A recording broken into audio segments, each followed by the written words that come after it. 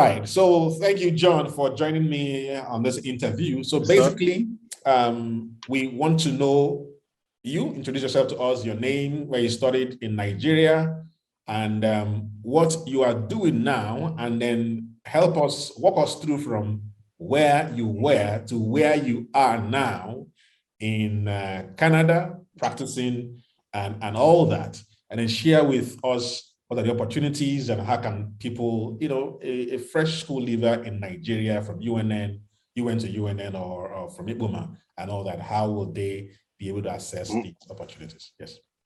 That's a lot of questions. You may need to repeat some of those questions Sure, again. But just go ahead. starting from my name, my name is John Ojukwu. I went to the University of Nigeria. I was privileged to go to the University of Nigeria, and I say that because my story for going to the University of Nigeria, and I'm not ashamed to say it anytime, was I never applied to the University of Nigeria. Really, that's cool. That's the first time I'm hearing. Yeah, I never applied, and I found my way in UNN. Pretty disappointed for the first day I entered UNN because I saw the hostel and almost passed out. I saw Mbane for. I'm sure you also went to. I'm like, where the heck am I? And I knew, oh my God, I'm in some deep. I don't know what I was in, and I went through. And it's still like that as we are talking now. It's worse now, much worse now. It's really bad.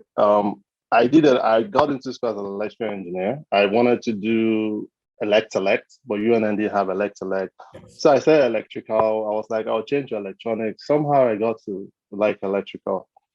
One of the biggest changing points in my life was when I was in year one going to year two, and I met one of my professors on the bus on my way to UNN. I forget his name, but he was the HOD then, and we started talking. And right off the bat, the biggest thing he told me was, whatever we're teaching you guys is crap. And he was not, I'm not going to say his name. And he was the first person to say, whatever you can do to get your hands on certifications, to know what the world is doing, go ahead and do it. And right off the bat, I knew that my remaining 4 years in that university was a waste. So I didn't even bother switching. So I knew it doesn't matter where you go. If the HOD of electronics is already telling me. And he gave me two parts. It's either you become a programmer or you become a network person. And I loved engineering, so I stuck with networking. I never had to go into electronics to read it. Bottom line was, I managed to come out of UNN with a 2-1, which was pretty difficult given that I was reading electrical engineering, which was a K technology. So we basically had to make up a lot of knowledge and reading and cramming and all those things. But right before I finished school, I came up with this idea because I served in Total and I knew I was wasting my time in Total because I knew I didn't want to work for an oil and gas company. I knew what I wanted to do after talking to that guy. This is a strange thing. People aspire to work for Total and work for Shell and Chevron. Yeah. So I got one of the guys who all of us know. I think he goes. We probably know him. He actually got me into Total to do my internship. So I got into Total doing my internship. When I got there, not only did I see how happy people were making so much money, I saw that I was going to live a life of doing the same mundane thing over and over again. So what happened was, what I did was, I told myself I was going to finish Total, but then I registered into an IIT. In my fourth year, and then I started in networking course. And that was my introduction into networking. I basically started schooling myself even before I finished school. Now, here's what happened. When we finished school, my mates were happy they had graduated.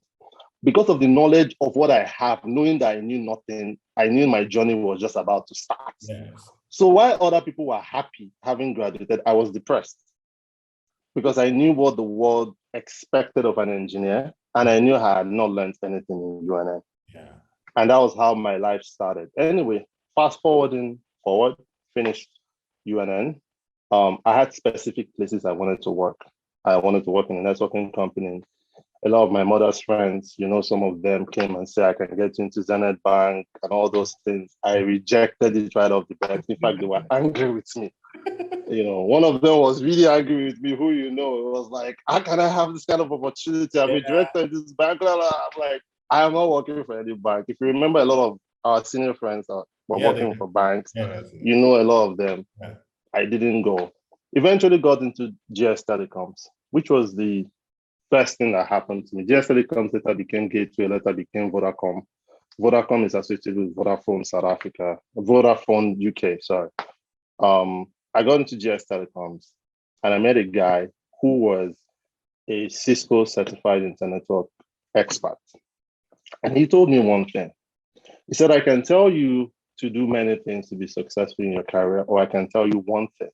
If you do that one thing to change your life forever, he said, go and get yourself a CCIE.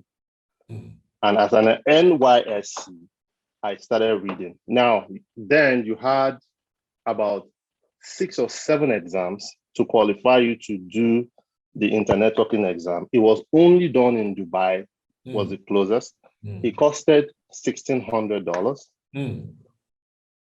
So I did all those certifications, did the written exam, and then I was going to go to the lab. I didn't have money. I used the bonus they paid me in the office, paid for it in Dubai, and failed it. Oh! So I basically lost all my savings as someone who was just working, doing an exam that I failed. Fast forwarding, I did it a couple more times and I eventually passed it. And I became a CCIE, which is worldwide recognized. Now, the story between when I started reading and when I finished NYSC and when I became a CCIE 10 years ago now, I'm going to be 10 years next year. 10 years ago now was I had to sleep in my office 4 days out of 5 days because I couldn't go back to my house. Now imagine finishing from UNN where you thought you had achieved and you started working and you have a home to sleep, but nobody knew I was sleeping in my office. Sometimes in the middle of the night, the security man will come and say, no, come and threaten us and say, you shouldn't be sleeping in your office. My friend and I, we knew that there was just one thing we had to do to advance our career. And that was getting what the world recognized. Because as a CCIE, you walk into Dubai, you walk into US, you walk into anywhere today, they pay you $7,000. They pay you $10,000. Then they used to pay $7,000 US dollars. I don't know how much they pay now, but then it was heavily recognized and we knew people that had it. So that was how my journey started. Eventually I left the company, joined Glow, joined Cisco, and started doing consulting. I was in Nigeria where people were complaining of the Naira economy, but I was already making the US dollars even while I was in Nigeria as far back as 2012. And that was all because I recognized that the education that I have was crap. Quickly, faster than most people did. I think that this is where many graduates, from Nigeria, we need to tell ourselves the truth, because when I finished myself, I knew that any serious lecturer will tell you the truth. So I'm happy that you realized that on time, and you, from electrical, you began to take courses in networking and all that. So you basically trained yourself by yourself. Basically trained myself. All the things that you're doing. Basically trained myself. The good thing was I had the opportunity to talk to the HOD who was years ahead of me. Who, one of the things this guy did was he actually decided to scrap his own personal curriculum and developed a new curriculum for the courses he was teaching in UNN. A lot of people went against him because, for you to scrap a curriculum in UNN, you have to certify it and all that, but the guy didn't care. He said, I know teaching a guy Fortran is useless. So let's get the right programming language and teach the guy. Why are we teaching this guy's Fortran 77? And those are the type of things you go to UNN to learn and you come out and it's completely useless, in the world of today. And I know you had to go through the same thing too. So that's basically a nutshell of my story. I think the transformation for me was coming out of school, re-educating myself for the next 3-4 years, taking time to sleep in my office. Then it was a very comfortable office, of course. I won't lie for you because it had AC. There was no AC in my house. So when you say you were sleeping in the office, it wasn't as if you were depriving yourself of anything. No, it wasn't like I was probably just running away from the lights that I didn't have in the house. I'm running jet. I think just sleeping. The only difference was I had to sleep on the floor, which was fine. But it was a beautiful journey because I had people who guided, who just told me the truth. You get into certain environments and people tell you you have to work hard, you have to work hard, you have to work hard. In what direction? But you get into the environment and the guy says, no, just do this one thing. And that's all he said. He said, I can tell you to do 1,000 things and none of them will probably work. Or I can tell you to do the one thing that I did that worked for me. Yeah. If you do this, this will transform your life. And that's all I did. So now you are practicing in Canada. So I want to know, what was the journey like from Nigeria to Canada? How did you get your job, the job you're doing in Canada? What are the opportunities that exist, and what exactly should you be telling somebody who wants to make this kind of move from Nigeria to Canada or any country at all? So the journey for me, like I said, first of all, was to get something that was internationally recognized. I see people in Nigeria, for example, in accountants, you want to do, I think it's ACCA that is in the Nigerian version, instead of doing something that is internationally recognized. So I realized I'm talking about ICANN. So for me, was, first of all, I knew way back that I was going to leave the country, but I didn't know how. Yeah. But I knew for me to leave the country, one thing had to happen. Number one, I couldn't depend on my UNN certificate. In excess, I either had to have a master's degree or I had to have an international certificate. The moment I got that international certificate, which was worldwide recognized, the opportunity came, I think it was like a year. I was talking to one of my friends and he said, wow, Canada does do not express entry. Then it was just permanent residence. It wasn't even express. You just go apply and they give you. And lots of people didn't know this. Oh. I applied, they gave me. And of course, when I told my mom I was going to Canada, she started crying for me. She thought they had done me from the village. She said, how can you be making this kind of money? You want to leave your beautiful career in Cisco, as a consultant and go. But, I try to explain to her that it's not, I know where I'm going to. Like, whatever you think I have here, there's much more opportunity where I was going to. And of course, she didn't really see it then like she sees it now. I just mustered up the courage. I left Nigeria. I didn't, like most people would tell you, they resign their job. I didn't resign my job immediately because I didn't have that kind of mind.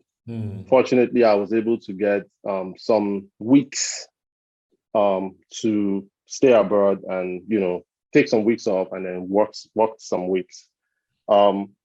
What happened was immediately I got in, I hit the ground running and I started, applying. And under 4 to 6 weeks, I think, I came in February. By the end of March, I got a job in Rogers. Rogers is there are two big telecoms in Canada. It's Rogers or Bell. One of them is considered to have the highest number of subscribers. The other one is considered to have the widest network. So Rogers happened to be the one that has like one of the largest amount of subscribers. And that's how I got myself into the organization within 4 to 6 weeks. One of the things that gave me breakthrough was, if you look at my LinkedIn or you look at my CV, the very first thing is my certification. That's the very first page you see. Now, certification may not get you the job most times, but it gets you a foot into an interview. Yes. And that's the thing people miss, or a lot of people will tell you, doing masters is a waste of money, doing this. There's no education that is a waste of money, because the very first thing education will do to you, or certificate will do to you, is to get you a foot. Yes, to the door first. And I knew that if I go a foot into the door, I will snooker that guy and tell him the world. That I can turn the world upside down. Listen, I tell guys, in school, listen, I understand you. Nigerian education is bad and all that. We all appreciate that. But can you have a 2-1 or first class? Can you please just have it? Have it first. Then you cannot tell us, I know that, I like the way you are saying that you made 2-1, but you knew it was crap. When you make the class, where will you start talking? So the point is, yeah, we understand, but please get it done first. Get it done. So I got my foot into the door. Now, it wasn't the greatest of salary. I got to confess to you, it was a salary cut for me. Taxes, and by the time they paid me, it was not even up to what I was making in Nigeria. They now taxed it another 35%.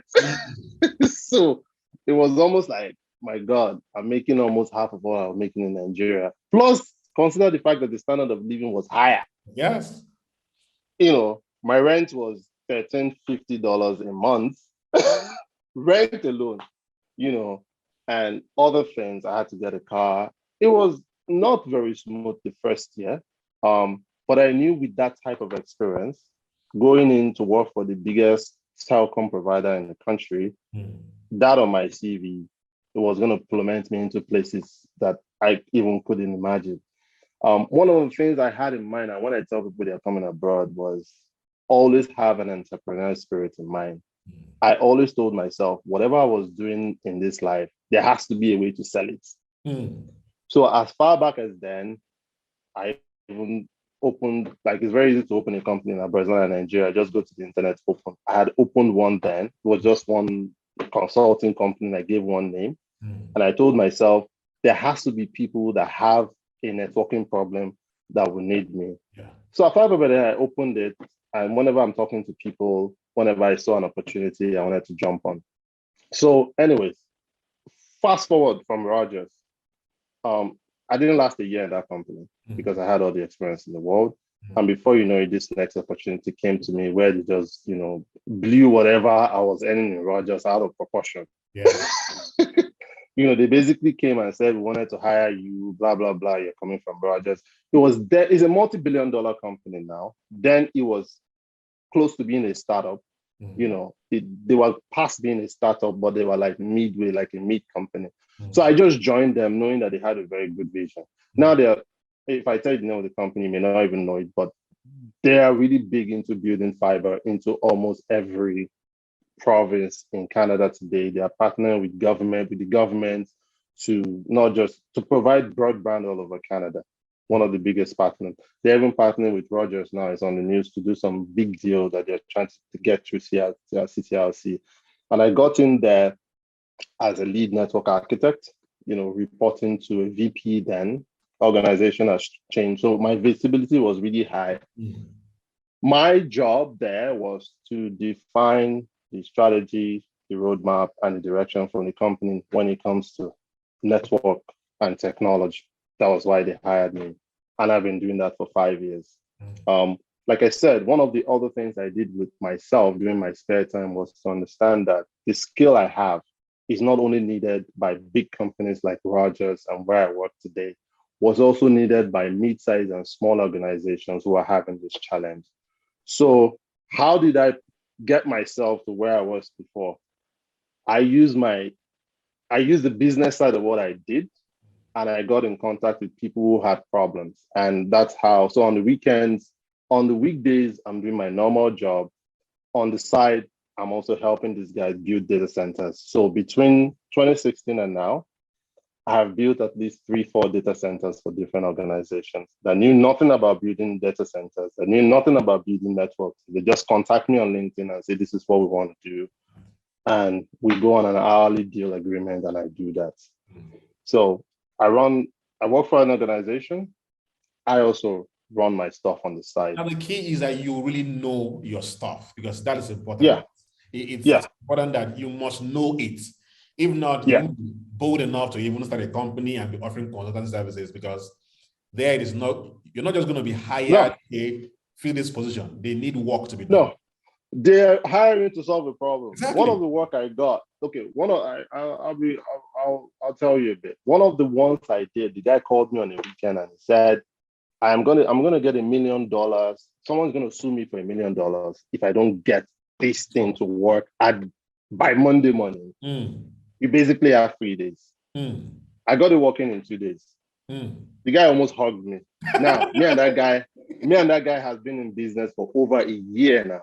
Because to solve the problem. he has not let me go. Yes.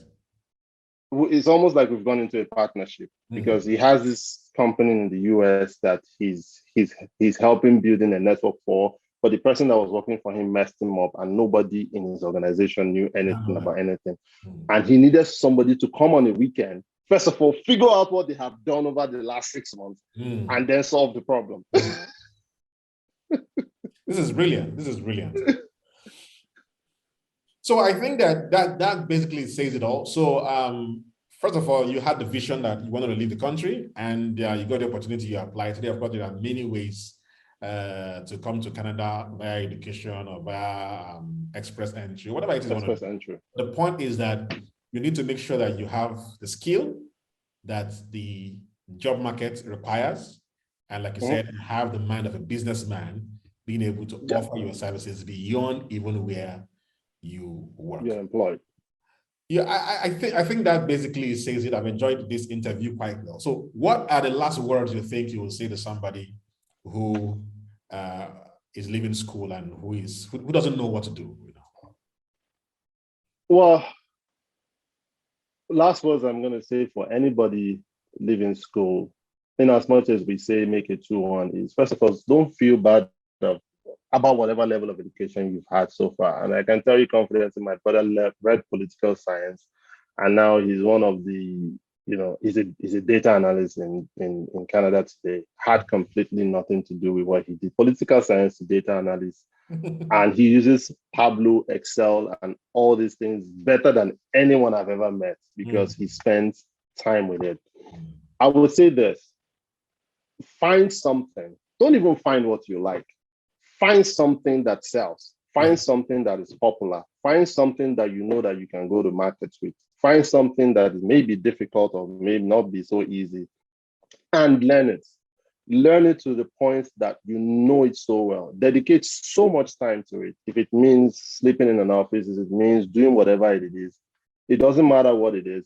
Learn it to the point that you now own that skill, you own that technology, because that is the thing that everybody who has succeeded has done. They didn't find 10 things. They didn't find 20 things to do. They found one thing. Make your life simple. Come out of school and tell yourself, this is the one thing. It's bleeding edge technology. It's whatever it is, marketing, sales, whatever it is you want to do. Take that skill and dedicate as much hours as you can with it for the amount of years that you can put on top of it until you become an expert in that thing. The truth is that if you never get yourself to the point where you become an expert in whatever field you are, people would not be willing to pay you as much as you demand. Thank you so very much. I've thoroughly enjoyed myself here. So that's it. It's got to be one thing, and it has to be simple. It cannot be complicated. It cannot be something that you're trying to make up. It has to be something that has probably proven itself out there to an extent. And I'm telling you, with time, you will get to enjoy anything as long as it makes enough money for you. That's what I tell people. Yeah, I agree with you. I'm sure you never thought you'd become an importer-exporter. No, whoever said that I could do all those things? Thank you very much for being here. I'm grateful. And nice chatting with you, man. All right. Talk soon.